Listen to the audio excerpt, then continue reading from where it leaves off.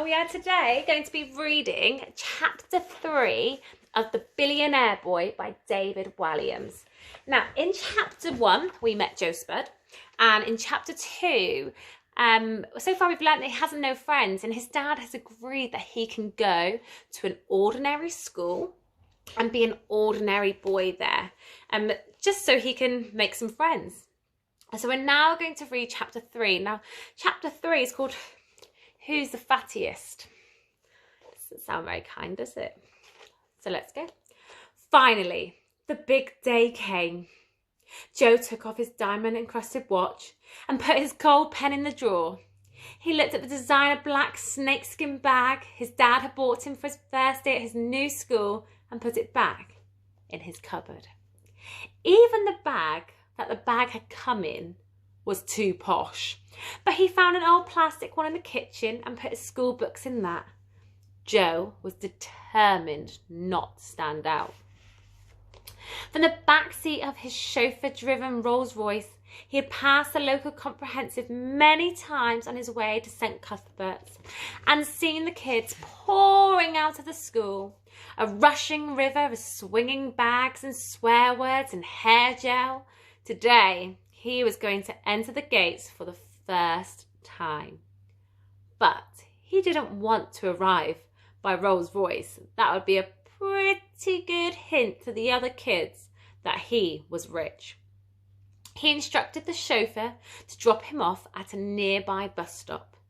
It had been quite a few years since he had travelled by public transport, and as he waited at the bus stop, Joe tingled with excitement. "I can't change that," said the bus driver. Joe hadn't realised that a £50 note was not going to be welcome to pay for the £2 fare, and had to get off the bus. Sighing, he began to walk 2 miles to school, his flabby thighs rubbing together as he took each step. Finally, Joe reached the school gates. For a moment, he loitered nervously outside. He had spent so long living a life of wealth and privilege. How on earth was he going to fit in with these kids? Joe took a deep breath and marched across the playground. At registration, there was only one other kid sitting on his own. Joe looked over at him. He was fat, just like Joe, with a mop of curly hair. When he saw Joe looking at him, he smiled. And when registration was finished, he came over. "I'm Bob," said the fat boy. "Hi, Bob," replied Joe. The bell had just rung and they waddled along the corridor to the first lesson of the day. "I'm Joe," he added. It was weird to be in a school where no one knew who he was, where he wasn't Bum Boy or Billionaire Bum or the Bum Fresh Kid. "I'm so glad you're here, Joe. In the class, I mean." "Why is that?" asked Joe. He was excited. It looked like he might have found his first friend already. "Because I'm not the fattest boy in the school anymore," Bob said confidently, and as if stating an independently verified fact. Joe scowled, then stopped for a second and studied Bob. It looked to him like he and the other boy were about the same level of fattiness. "How much do you weigh then?" demanded Joe grumpily. "Well, how much do you weigh?" said Bob. "Well, I asked you first." Bob paused for a second. "About 8 stone. "I'm 7 stone, said Joe, lying. "No way are you 7 stone, said Bob angrily. "I'm 12 stone and you are much fatter than me." "You just said you were 8 stone, said Joe accusingly. "I was 8 stone, replied Bob, "when I was a baby." That afternoon, it was a cross-country running. What a dreadful ordeal for any day at school, not least your first day.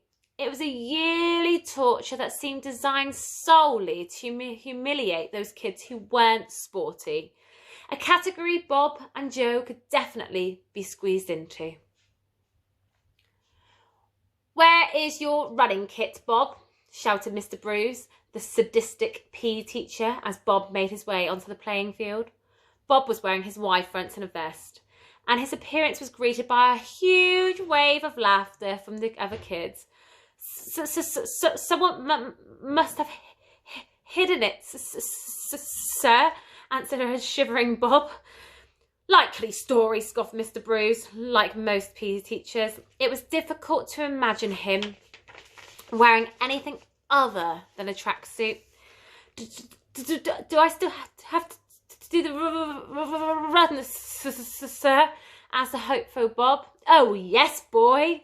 You don't get off that easily. Right, everyone. On your marks. Get set. Wait for it. Go.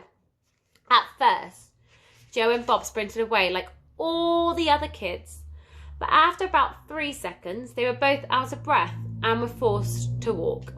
Soon, everyone else had disappeared into the distance and the 2 fat boys were left alone.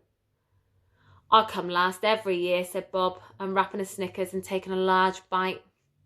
All the other kids always laugh at me. They get showered and dressed and wait at the finish line. They could all go home, but instead they just wait just to jeer at me.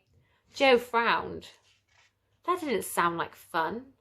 He decided he didn't want to be last and quickened up his pace a little, making sure he was at least half a step ahead of Bob. Bob glared at him and piled on the speed, going up to at least half a mile an hour. From the determined expression on his face, Joe knew that Bob was hoping that this year was his golden chance not to finish last. Joe sped up a little more. They were now almost jogging. The race was on. For the ultimate prize, who was going to finish second to last? Joe really didn't want to be beaten at cross-country running by a fat boy in his vest and pants on his first day at school. After what seemed like an eternity, the finish line hazed into sight. Both boys were out of breath with all this power waddling. Suddenly, disaster struck Joe. A painful stitch burst in his side. Ow! Cried Joe. What's the matter? Asked Bob, now quite a few centimetres in the lead. I've got a stitch. I've got to stop. Ow! You're bluffing. A 15-stone girl pulled that on me last year and ended up beating me by a fraction of a second.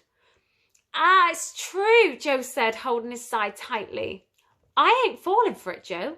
You are going to be last, and this year all the kids in the year are going to be laughing at you, said Bob triumphantly, as he edged ahead still further. Being laughed at on his first day at school was the last thing Joe wanted. He'd had enough of being laughed at when he was at St. Cuthbert's. However, the stitch was becoming more and more painful with every step.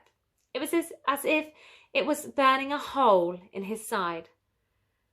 How about I give you a £5 to come last, he said. No way, replied Bob through heaving breaths. A tenner? No. 20 quid. Try harder. 50 quid. Bob stopped and looked around at Joe. 50 quid, he said. That's a lot of chocolate. Yeah, said Joe. Tons. You've got yourself a deal, but I want the wonga now. Joe searched through his shorts and pulled out a £50 note. What's that? Asked Bob. It's a £50 note. I've never seen one before. Where did you get it? Oh, it was my birthday last week, you see, said Joe, stumbling over his words a little. And my dad gave me that as a present. The marginally fatter boy studied it for a moment, holding it up to the light as if it was a priceless artifact. Wow, your dad must be loaded, he said. The truth would have blown Bob's fat mind that Mr. Spud had given his son £2 million as a birthday present. So Joe kept stum. Nah, not really, he said. Go on then, said Bob. I'll come last again. For 50 quid, I would finish tomorrow if you like. Just a few paces behind me will be fine, said Joe. Then it will look real. Joe edged ahead, still gripping his side in pain. Hundreds of little cruelly smiling faces were coming into focus now. The new boy crossed the finish line with only a hum of mocking laughter. Trailing behind was Bob, clutching his £50 note, since there were no pockets in his Y-fronts. As he neared the finish line, the kids started chanting, blob, blob, blob, blob, blob, blob, blob, blob. The chants grew louder and louder. Blob, blob, blob, blob, blob, blob, blob, blob. They started clapping in time now. Blob, blob, blob, blob, blob, blob, blob, blob, blob, blob. Undeterred, Bob held his body across the finish line. Ha!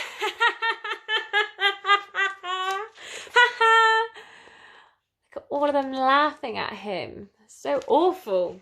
The other kids fell around laughing, pointing at Bob as he bent over and panted for breath. Turning around, Joe felt a sudden twinge of guilt. As the school kids dispersed, he went over to Bob and helped him stand up straight. "Thanks," said Joe. "You're welcome," said Bob.